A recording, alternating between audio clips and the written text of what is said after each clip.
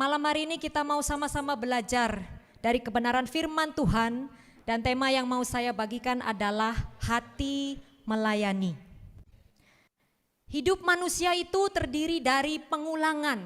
Yuk kita baca Pengkhotbah 1 ayat 9. Firman Tuhan berkata begini, apa yang pernah ada akan ada lagi, dan apa yang pernah dibuat akan dibuat lagi. Tak ada sesuatu yang baru di bawah matahari. Banyak orang yang hidupnya itu seperti robot. Semuanya sudah terprogram secara otomatis. Misalnya bangun pagi dalam kondisi fisik yang lelah. Kemudian harus pergi bekerja. Lalu setibanya di kantor menghadapi banyak masalah, super sibuk, super stres. Kemudian waktu berganti malam kembali ke rumah dalam kondisi yang lelah juga. Kemudian mandi, duduk, makan, nonton TV, bermain gawai, sampai ketiduran lagi karena saking lelahnya. Dan bayangkan besok paginya harus bangun lagi dalam kondisi yang lelah juga. Saya mau tanya, membosankan enggak? Bosan banget. Makanya banyak orang mencoba mencari dan menemukan hal-hal yang bisa menyukakan hati mereka. Tapi kita tahu kalau hal-hal yang menyenangkan itu sifatnya cuma memberi kelegaan sementara aja. Sedangkan yang namanya kebosanan akan datang lagi dan lalu merenggut jiwa kita. Maka kita perlu berhati-hati dengan yang namanya rutinitas. Sebab yang namanya rutinitas itu bisa jadi pembunuh bagi semangat kita. Saudara perhatikan, kalau saat ini dalam kehidupan pelayanan kita melakukan yang sama terus menerus secara berulang-ulang dari minggu ke minggu, dari bulan ke bulan, dari tahun ke tahun. Kalau saudara tidak memiliki sikap hati yang benar, kalau hidup pelayanan kita tidak didasari oleh sikap hati yang benar, percaya dan waspada bahwa suatu saat nanti kehidupan pelayanan saudara akan berubah menjadi rutinitas dan membosankan. Untuk itu roh kita harus dijaga. Dalam Roma 12 ayat 11 berkata, janganlah hendaknya kerajinanmu kendor, biarlah rohmu menyala-nyala dan layanilah Tuhan. Ayat ini mau menggambarkan sebuah ekspresi jiwa yang penuh semangat di dalam Tuhan, yaitu kerajinan yang enggak pernah kendor. Roh yang tetap menyala-nyala dan terus setia melayani Tuhan. Mari kita uji diri sendiri, tanya secara jujur, saya masih rajin enggak? Roh saya masih menyala-nyala enggak? Apakah saya masih terus setia melayani Tuhan? Karena apa? Yang namanya kenyamanan dan ketenangan itu bisa jadi sangat membius jiwa kita.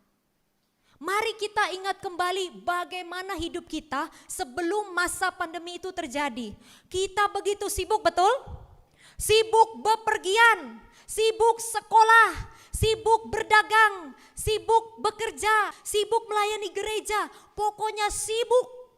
Lalu masa pandemi datang, kita harus tinggal di rumah, bekerja dari rumah, sekolah Zoom melulu. Kita nggak bisa mengunjungi sanak saudara, kita nggak bisa bepergian secara bebas. Kita mesti jaga hati, kita harus menjaga diri kita supaya tetap sehat. Tetapi selalu ada rahmat Tuhan. Waktu pandemi terjadi, kita semakin dekat sama keluarga, betul? Hubungan suami istri dipulihkan, semakin mesra. Orang tua semakin bisa memperhatikan anak-anaknya yang tadinya ibu-ibu sosialita, gak tahu anak-anaknya ngapain aja seharian. Begitu pandemi terjadi, oh anak gue ternyata kerjaannya begini toh seharian. Akan tetapi setelah setahun lewat, 2 tahun lewat, kita mulai teriak, Tuhan sampai kapan ini terjadi? Kenapa gak usai-usai? Nah, sekarang kita mulai masuk berangsur-angsur ke masa yang normal. Tapi apa yang terjadi? Yang saya amati, Masih banyak jiwa-jiwa yang terbius oleh efek pandemi. Contoh, masih banyak orang yang gak mau misa di gereja. Karena jujur, untuk bisa ibadah di gereja kita butuh perjuangan. Ya enggak? Untuk ibu-ibu, pasang alis dulu yang masih gundul. Pasang bulu mata anti badai. Pasang lipstik, walaupun pakai masker, begitu di gereja foto-foto. Buka, oh cantik. Butuh perjuangan untuk pergi dari rumah ke gereja, butuh ongkos, butuh transportasi. Tapi banyak orang yang nyaman kalau ibadah online. Karena apa? Ibadah jam 9, bangun aja jam 9 kurang 10. Cuci muka, sikat gigi, pakai baju seadanya. Duduk manis depan laptop. Yang penting Tuhan lihat hati katanya. Saya juga terkejut ketika kami mengajak sekelompok anak muda, yuk pelayanan lagi. Jawabannya, sorry, semangat kami udah padam. Hayo anak muda, kaum yang tua, mari kita bangkit, kembali semangat melayani Tuhan. Kata anak muda zaman now, jangan mager, jangan ghosting, jangan santuy. Nah, supaya roh kita tetap menyala-nyala, supaya kita tetap rajin, supaya kita tetap setia melayani Tuhan, kita harus bagaimana? Keintiman sama Tuhan. Kalau kita intim sama Tuhan, kita akan terus beroleh kekuatan, kesanggupan, penyertaan dan hikmat Tuhan. Saudara, kalau HP terus dipakai lama-lama, drop baterainya, lowbat. Kalau sudah lowbat, lemot, lama-lama mateng. Sama seperti jiwa kita, harus dekat sama Tuhan. Tuhan itu sang sumber hidup kita. Jadi kalau kita mulai loyo, ayo cari Tuhan, dekat terus sama Tuhan. Tuhan itu sebagai charger bagi hidup kita supaya kita on terus, ya, semangat terus. Amin. Kalau kita dekat sama Tuhan, kita akan semakin peka maunya Tuhan itu bagaimana. Kita akan dihantarkan untuk menggenapi kehendak Tuhan bagi hidup kita. Kalau kita dekat sama Tuhan, kita akan perlahan-lahan semakin diubahkan untuk menjadi serupa dengan Kristus. Kalau kita sudah serupa dengan Kristus, kita pasti akan punya hati yang melayani. Seperti Kristus punya hati yang melayani. Dikatakan dalam Matius 20 ayat 28. Sama seperti anak manusia datang bukan untuk dilayani, melainkan untuk melayani dan untuk memberikan nyawanya menjadi tebusan bagi banyak orang. Seharusnya kita sebagai orang-orang beriman yang percaya kepada Tuhan, kita juga harusnya melayani. Karena Tuhan berkata, aku datang bukan untuk dilayani tetapi untuk melayani. Maka kita harus punya hati yang melayani seperti Kristus. Yang pertama, kita harus punya kasih kepada Bapa. Kalau kita sungguh-sungguh mengasihi Tuhan, kita akan taat pada panggilan Tuhan atas hidup kita. Kita akan setia melayani Tuhan. Singkat kata, kalau kita sungguh-sungguh mengasihi Tuhan, kita akan punya kasih yang tak bersyarat. Tahun lalu saya kena COVID dan puji nama Tuhan karena kemurahan hati Tuhan, di rumah gak ada yang ketularan. Padahal saya pegang sana, pegang sini, gak pakai masker, saya masak. Dan puji nama Tuhan, 17 hari virus itu hidup di paru-paru saya, saudara, memenuhi paru-paru saya yang sebelah kanan. Tapi saya gak sesak napas. Dan saya disembuhkan oleh Tuhan tanpa obat, tanpa ke dokter. Tuhan cuma bilang, Linda puasa. Saya puasa 1 hari, haleluya. Besok saya cek paru-paru saya bersih, beri kemuliaan untuk Tuhan. Tapi dasar nih manusia ini, udah dikasih kesembuhan, udah dikasih mukjizat, kurang apa Linda? Dalam hati saya menggerutu.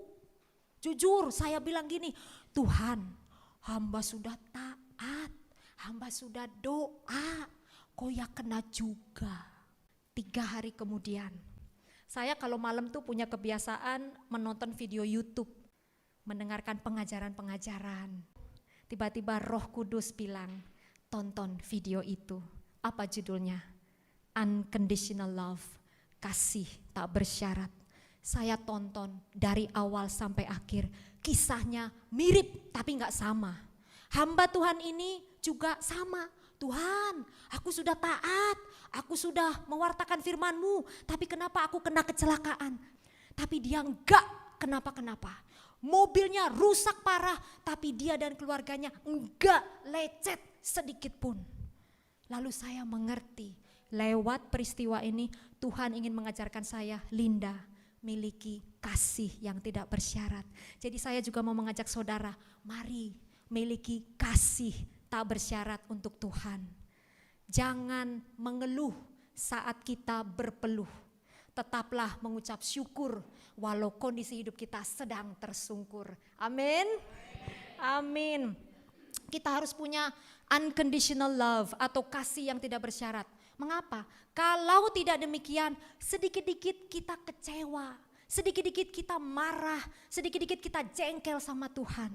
Mari sekali lagi miliki hati, kasih tak bersyarat.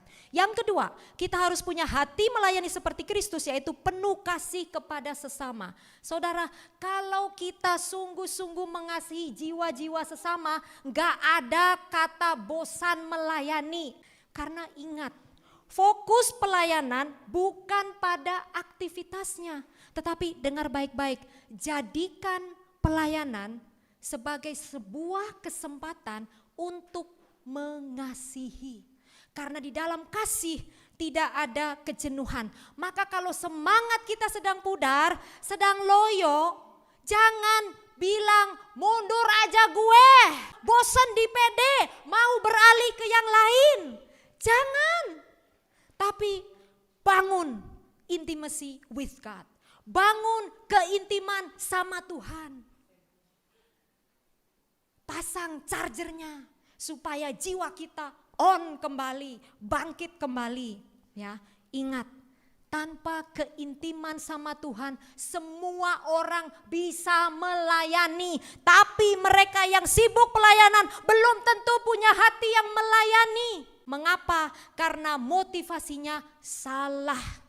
Banyak orang melayani Tuhan karena mau unjuk gigi. Butuh pengakuan, butuh penerimaan dari orang-orang. Banyak orang sibuk pelayanan tapi menganggap pelayanan sebagai pelepas rasa penat. Daripada di rumah ngadepin istri yang bawel, ngadepin suami yang pemarah, ngadepin anak-anak yang bandel. Lebih baik gue di gereja, enak makan-makan, kumpul-kumpul, have fun.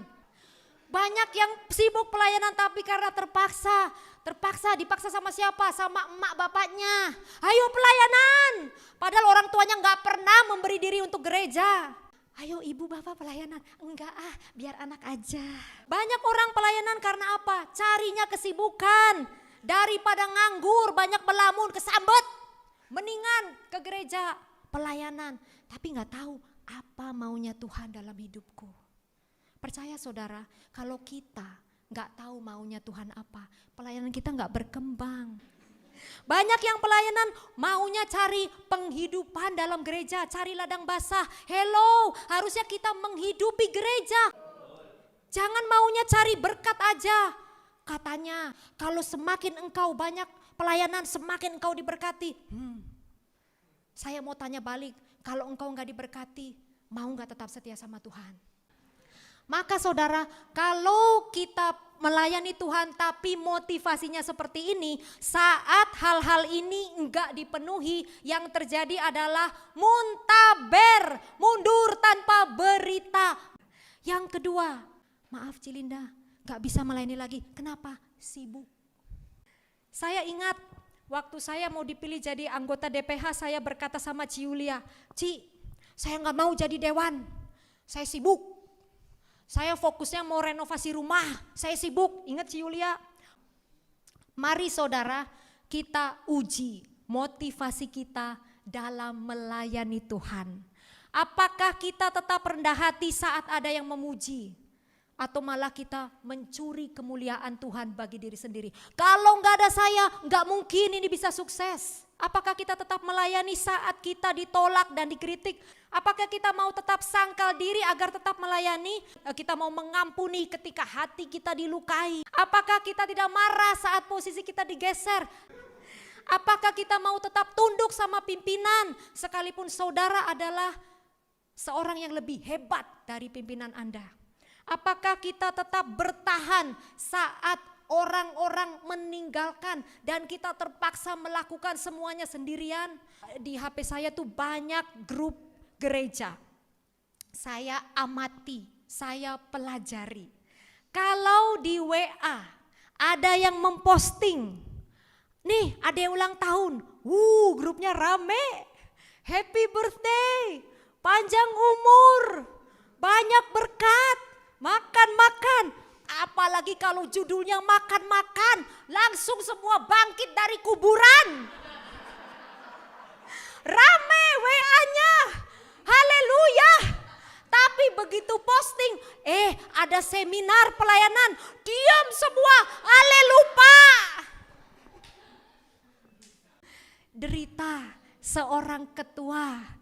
Ya Julia, saya bisa memahami, saya pun dibegitukan, rasanya ditinggalkan. Begitu makan-makan, yuk ke Pulau Pari. Kuotanya penuh. Linda mau daftar lagi enggak? Ayo cepetan, nanti enggak dapat kuota. Tapi kalau seminar, kuotanya enggak penuh-penuh. Apakah kita tetap setia saat kita tidak dihargai? Saat kita tetap setia melayani, disitulah kita sudah punya hati yang melayani seperti Kristus. Amin. Sebenarnya untuk apa sih kita melayani?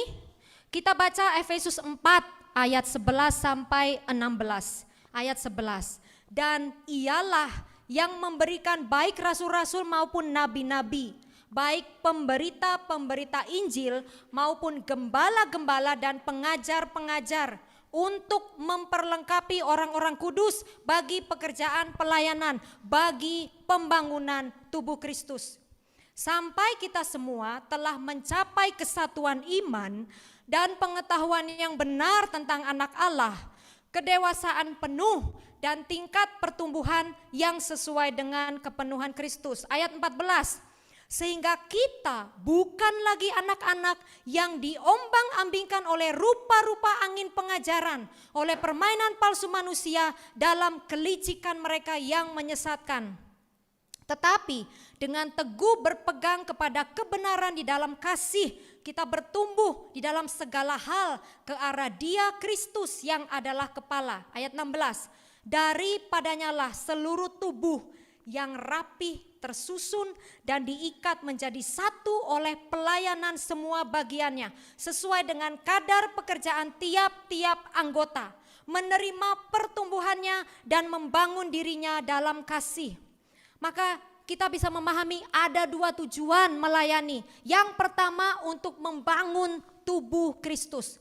Jadi sebenarnya kalau kita melayani, kita itu sedang bersinergi dan bekerja sama dengan pelayanan lainnya untuk menghasilkan perubahan bagi umat Tuhan, bagi orang-orang yang kita layani. Yang kedua, tujuan melayani adalah untuk membangun diri sendiri. Tadi dikatakan iman kita akan semakin bertumbuh, pengenalan akan Yesus Kristus semakin mendalam, hidup rohani kita makin dewasa, dan karakter-karakter kita semakin diubahkan menjadi serupa dengan Kristus.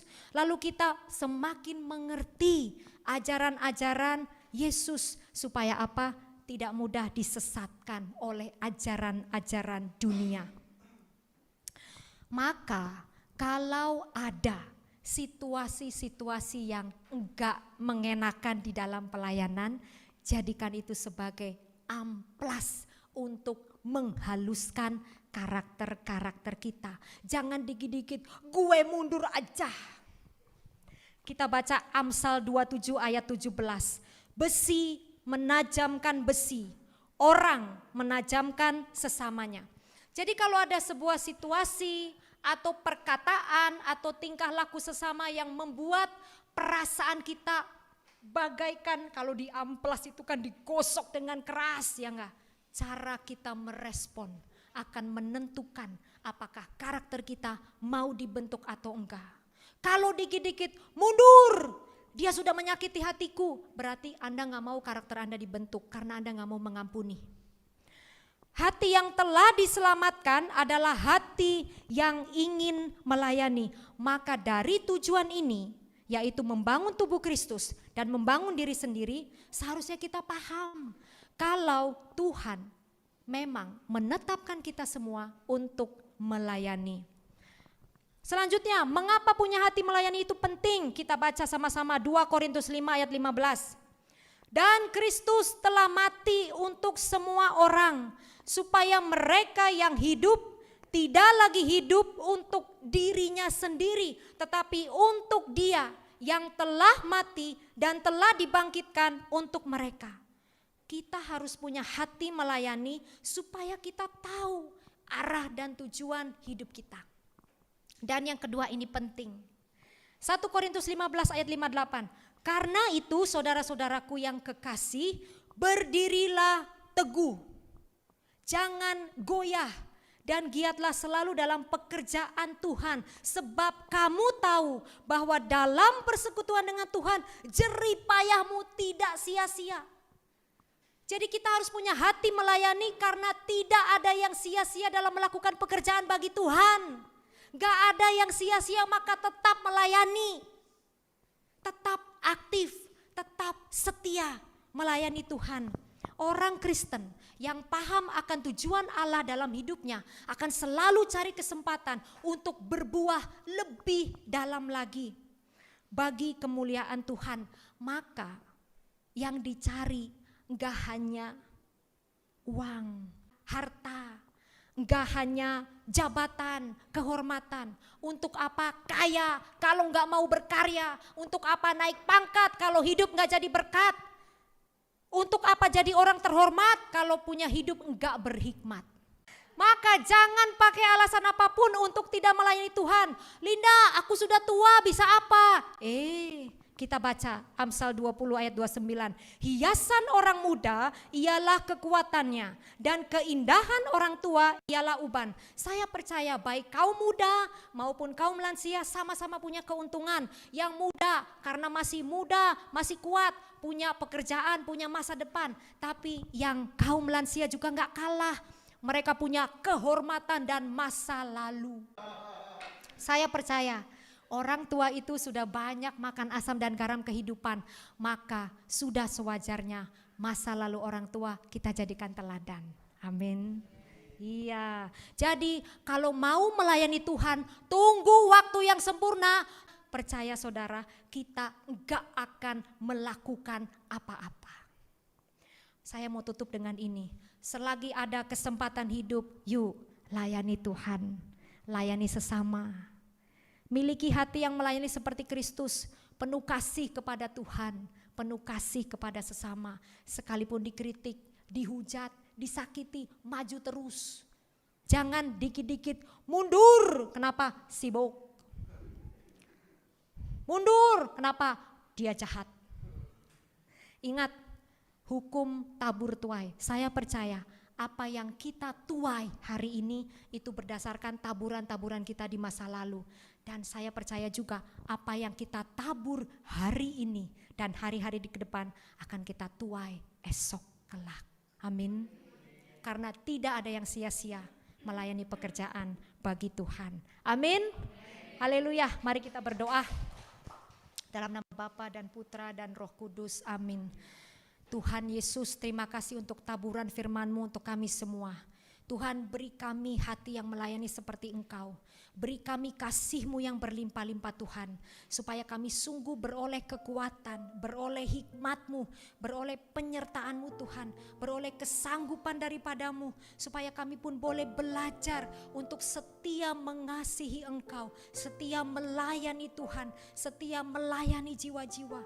Biarkan kami belajar Tuhan untuk tidak memikirkan diri kami terus-menerus, tetapi kami juga mau melayani Tuhan, karena kami sungguh percaya Tuhan, apa yang kami tabur pada hari ini akan kami tuai kelak bersama Engkau Tuhan, bersama Engkau dalam kekekalan.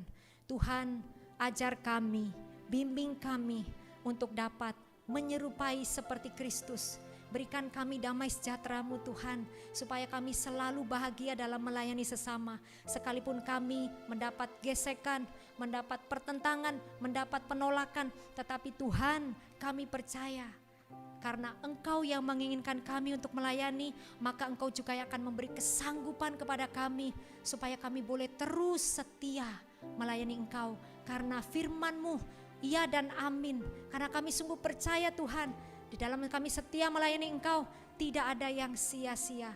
Kami mau terus berbuah Tuhan, untuk memuliakan nama-Mu Tuhan.